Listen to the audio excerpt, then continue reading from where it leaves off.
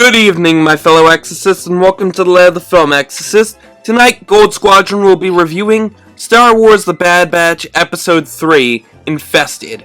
To save a friend, the Batch plot a mission to sabotage a gangster's operation. It's episode 13. What did I say?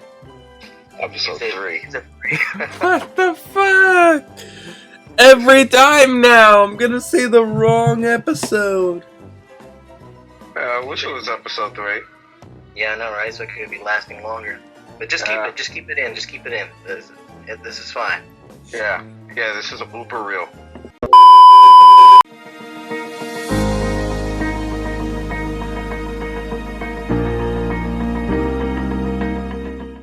I was completely fucking wrong in my guess for this episode. And that kind of makes me very sad. Instead of zombies, we get giant flying bugs called, what were they called? The Hive, something. I just know they were collectively called the Hive. I don't know. I'm just going to go with the Hive. I mean, it sounds better than what their real name was. I don't remember it. It was nice to see the Pikes got an upgrade. That was pretty cool. Yeah, kinda. Honestly, after watching this one video I was watching before this about how everyone's afraid of the Pikes, I kinda still don't get it. The video was by Geetsleys, and apparently the reason why everyone fears them is because they can take out, and we saw this in the episode, they took out that entire room of guards with only 3 of them. And supposedly they're the only criminal syndicate that is close enough to the spice ring. We already know Maul might have lost control over the Pikes. They're just trying to do their main thing, and to be honest, this felt like a better version of the Trace and Rafa arc. I mean, Batch loses the spice, the Deveronian almost gets killed over the spice, and they have to get the spice back for the Pikes. I mean, we get to see Wrecker freak out about the Hive almost getting dragged off by it, and he's terrified. Yeah, that guy, Wrecker, definitely has whatever the Star Wars equivalent to arachnophobia is, I guess.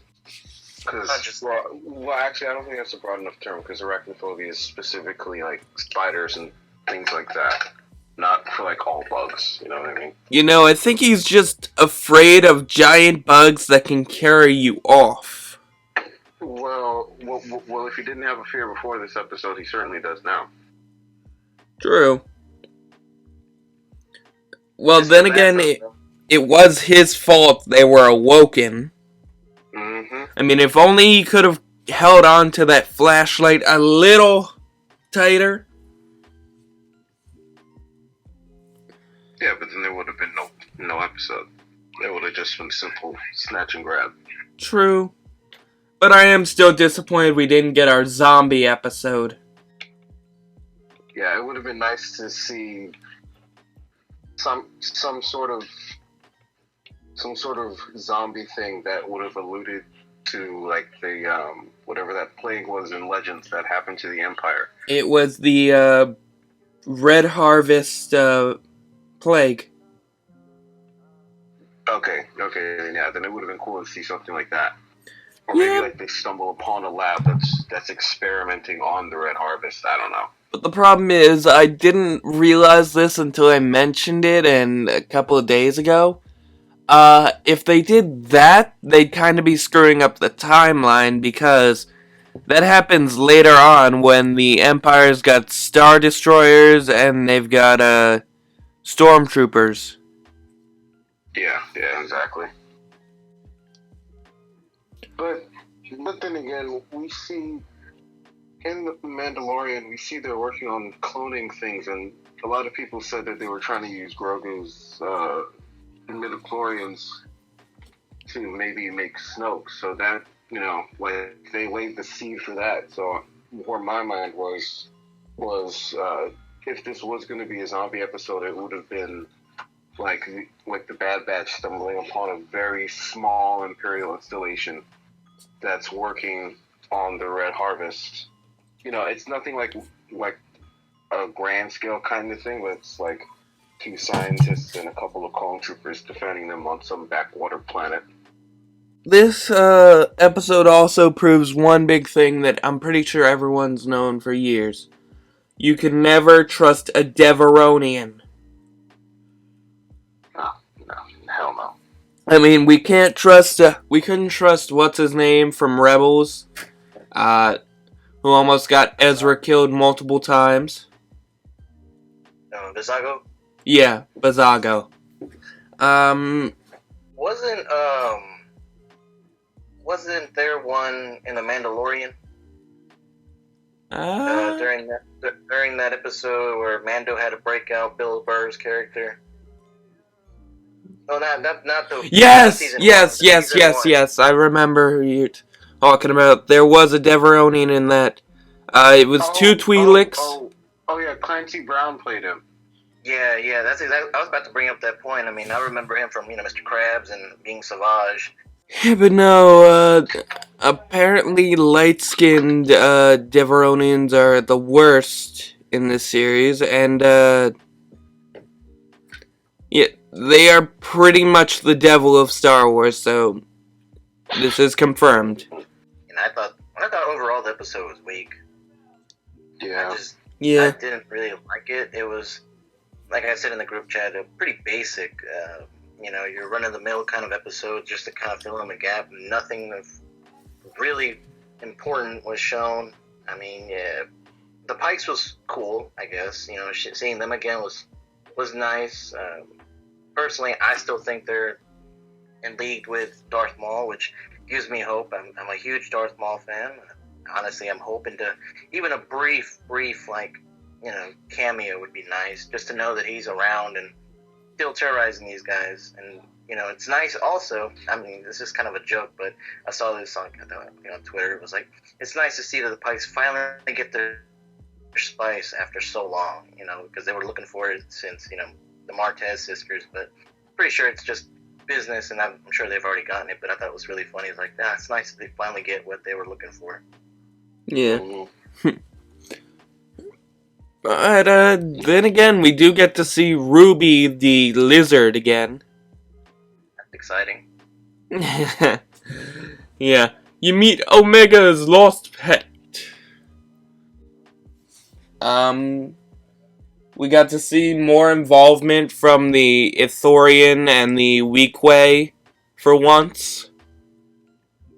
I mean, we mostly just see them either playing Dejarik or we watch them sit and drink in the tavern.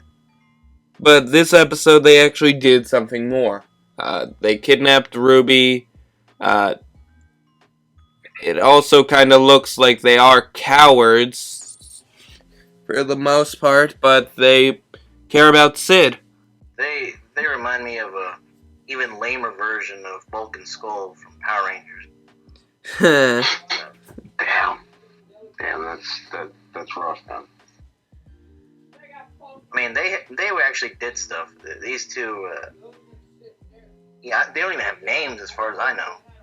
The Ithorian is Bolo, and the Weequay is Ketch. Those are pretty whack names. I'm not gonna remember those. I'm not gonna remember those names at all. Yeah, me neither. They're not worth remembering. I thought they were gonna die in this episode. I thought they were gonna go. Well, they just killed off 2 minor. Yeah, it was that they just ran off. I think we might get Hauser this week. It's very possible. I think they're just setting up something else in the galaxy. Like at this point, they're doing spice runs for the Pikes. We only have 3 more episodes left. So we're probably going to see Hauser's punishment or his defection. Well, I mean, you did say they may be going into the Operation, fuck, what? Mantle. Yeah, during the think next War episode. Mantle I think War Mantle is episode 14. Well, this is episode 13. Yeah, so You sure it's not 3? things are progressing. I'm gonna smack you, Chris. I didn't say that was it. I said it. But yeah, it was an interesting episode. This time we really didn't see much high-tech things in the mines, with pretty much Wrecker and Sid having to use the, I can't remember the name of the, no, a handcart. They pretty much had to use the mechanism on the handcarts instead of the motors to try and get away and get to Sid's office. Yeah, it was a pretty bland episode. But I also read somewhere that this episode is kind of setting up a return for Darth Maul, so you may be right. We might see Darth Maul after all. So that's my Lord and Savior right there. Gotta have him. Yeah. I mean, we've seen him so much right now, I think it would be a bit of an overload seeing him again. I'm not saying give him like an entire episode. Like we might just get like a small 5-minute clip of him talking or something like that. That's all I'm saying. Probably. But I think we need to give him a rest for at least another year. I mean, last time we saw him was last year, and that was in the big conflict on Mandalore. No, yeah. Some good stuff was happening. No, well, I I'll be happy with a little 5-minute transmission from Maul. Right. Even if it's just his voice, I'll take it. At least we know Maul is active in the Bad Batch series now. Yeah. And plus, we still don't know where he went after he stole the shuttle. Exactly. Yeah. So there's that too. So that if that's not explained in this season, it'll definitely be explained in season 2. Probably. But yeah, this, to be honest, it's one of their weakest episodes. It, like you said, it sets up the Darth Maul possible plotline, but the Pikes, it was kind of, I still don't think they're that impressive. Yeah, I think the Pikes peaked in season 5 of Clone Wars. Not even, at least season 7, when we see them pretty much get beat by the Martez sisters, one of the weakest characters in that season. Plus, we barely know anything about them other than they are the main providers of spice. Alright, well, overall, I give this episode a B-. This isn't like one of the past filler episodes like Battle Scars or Rampage or Replacements. This was more just for covering time for time's sake. Right. I'd say a C plus because it was like your typical Sid episode.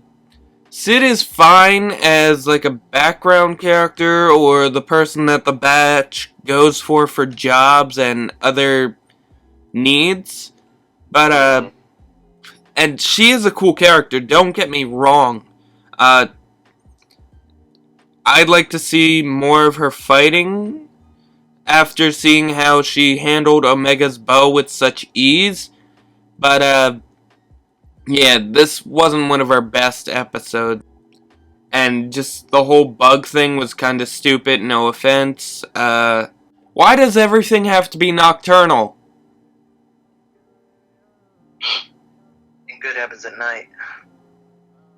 Yeah, but every time there's like a bug or some kind of a creature in Star Wars, it's nocturnal and it attacks after I don't know who fucking screws up.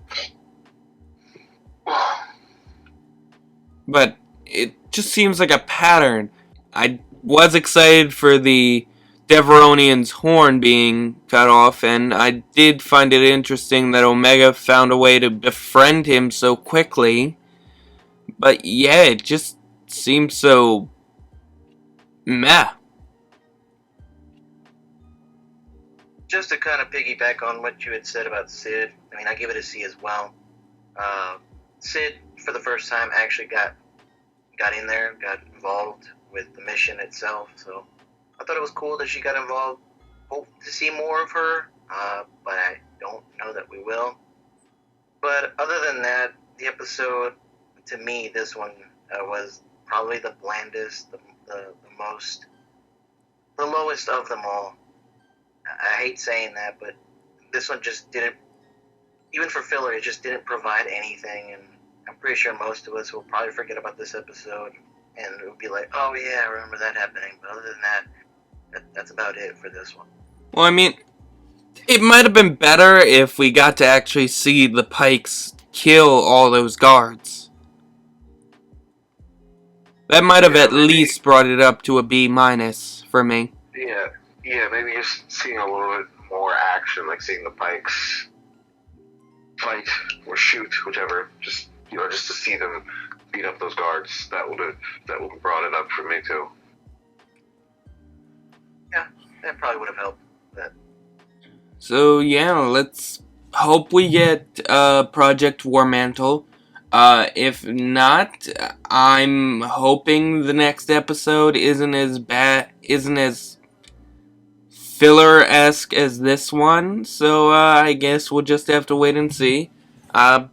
This is not one of Dave Filoni's best works, and it's kind of sad to see that. But either way, I think that wraps things up. This has been Gold Squadron. May the Force be with you, and have a great night, guys. And don't forget to like, comment, and subscribe, and click the bell for more videos, and to let YouTube know that we are doing a pretty good job, and you like seeing our content. And, again, shout out to Geetsleys for their video on why everybody fears the Pikes. Geetsleys is one of my favorite YouTubers, next to, Star Bazaar, and, many of the other Star Wars YouTubers, so go give them a like and let them know Film Exorcist and the Gold Squadron sent you. So have a great day or night, whatever time it is.